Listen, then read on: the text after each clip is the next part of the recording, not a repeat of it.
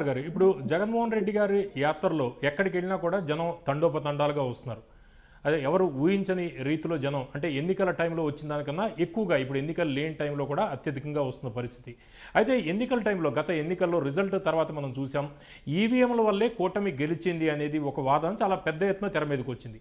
అయితే ఇప్పుడు జగన్మోహన్ రెడ్డి గారికి సభలకు వస్తున్న జనం, ర్యాలీలకు వస్తున్న జనాన్ని చూసి ఈవీఎంలు వల్ల కూటమి గెలిచింది అనే ఒక అప్పట్లో వచ్చిన కాంట్రవర్సీ ఏదైతే ఉందో ఇప్పుడు మళ్ళీ సోషల్ మీడియాలో అది హల్చల్ చేస్తోంది. దీనికి సంబంధించి జగన్మోహన్ రెడ్డి గారి సభలకు వస్తున్న జనాన్ని మీరు ఎట్లా విశ్లేషిస్తారు? సార్ నేను ఒక మాట అయితే చెప్పగలను సార్. ఎవ్రీ అంటే 100% Jaganmohan Reddy is deserve for defeat.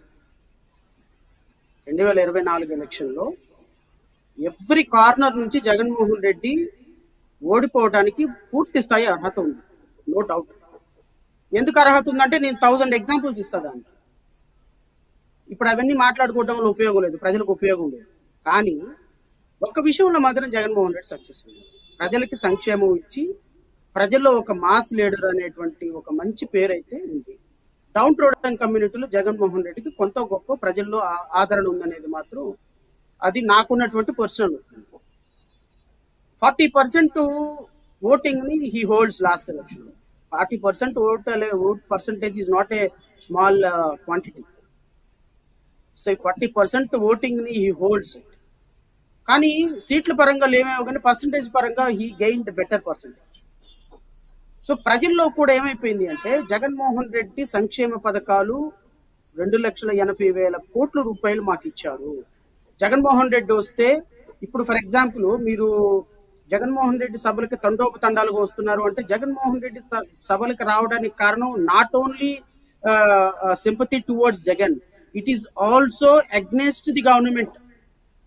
Because anti incumbency అనేది గవర్నమెంట్ కి చాలా విపరీతంగా 1 year లోనే వచ్చేసింది. ఇప్పుడు మీరు కనుక ఇప్పుడు ఎలక్షన్ లో జరిగితే నాకు తెలిసి సింగిల్ డిజిట్ కూడా రాదు కూటమి ప్రభుత్వం.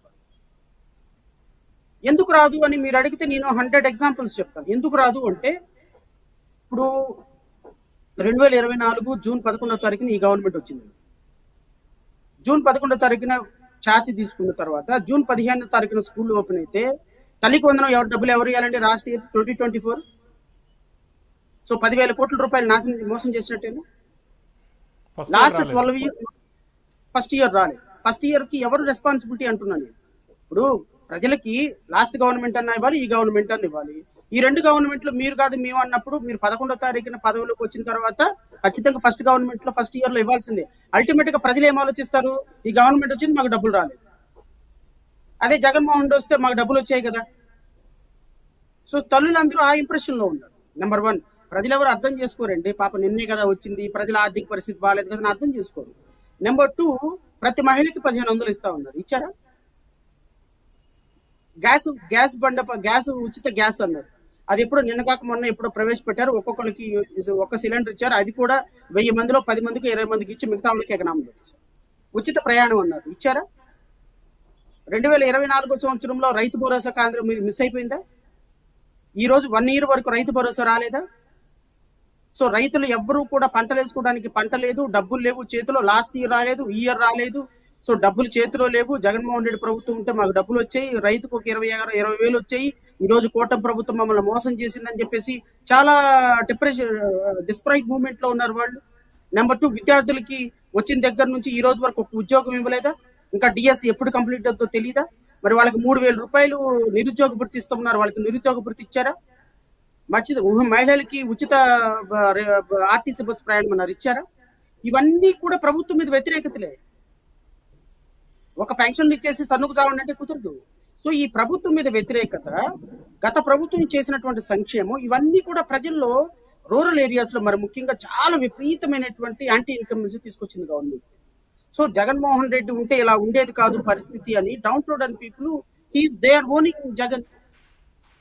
సో సడన్లీ ఆయన పిలవకపోయిన సభలకి లక్షలాది మంది జనం వస్తారు. Because is a mass leader, he holds 40% of voting and as well government anti incumbency 1 year లోనే ఇంత తీవ్ర స్థాయిలో ఉంది. కాబట్టి ఖచ్చితంగా ఆ ప్రజలు స్వచ్ఛంగా వచ్చారని చెప్పాలి తప్ప దీంట్లో ఈవీఎంల మీద కూటమి ప్రభుత్వం గెలిచింది, ఈవీఎంల వల్ల జగన్మోహన్ రెడ్డి ఓడిపోయాడు అనే పదాలకి నేను యాక్సెప్ట్ చేయను. బికాస్ ఈవీఎంల వల్ల జగన్మోహన్ రెడ్డి ఓడిపోయారు అని వాళ్ళు ఒకవేళ ఏదైనా చెప్తే ఇంకా వాళ్ళ వాళ్ళ వాళ్ళ అది తెలివి, నేను దానికి ఏం కామెంట్ చేయను. బట్ ఈవీఎంలు మాయాజాలంతో కూటమి ప్రభుత్వం గెలిచిందనే దానికి కూడా నేను it is a purely public decision. డెమోక్రసీలో ప్రజల భాగస్వామ్యంతోనే ఈ ప్రభుత్వాలు మారినాయి అనేది నేను అభిప్రాయపడుతున్నాను.